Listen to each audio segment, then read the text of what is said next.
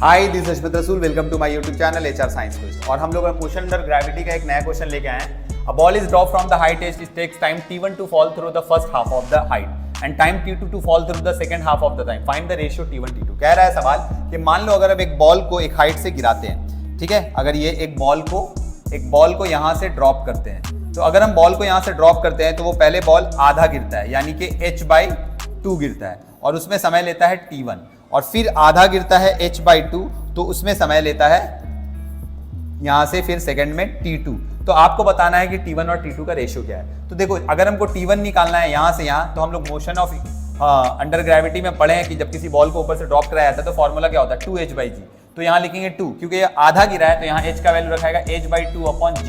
ये 2 और 2 कैंसिल हो जाएगा, तो जो फर्स्ट हाफ का टाइम आएगा वो आएगा √h/g, राइट। अब हमको सेकंड हाफ का निकालना है t2। तो t2 को हम डायरेक्ट नहीं निकाल सकते क्योंकि यहाँ पर वेलोसिटी जीरो नहीं है, इनिशियल वेलोसिटी जीरो नहीं है। तो हम यहाँ पर ये फॉर्मूला नहीं लगा सकते, ये तब लगा सकते हैं जब इनिशियल वेलोसिटी जीरो था। तो यहाँ से यहाँ तक के लिए तो लगेगा, लेकिन ये फॉर्मूला यहाँ से यहाँ तक के लिए नहीं लगेगा।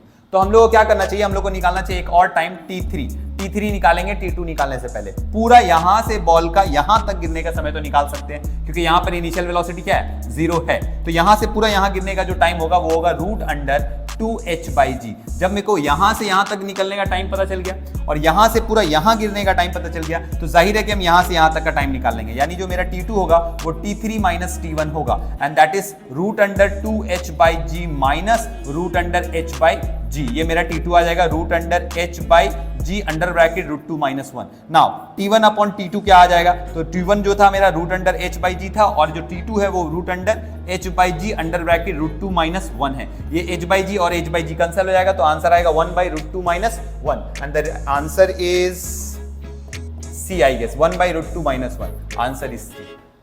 Thank you.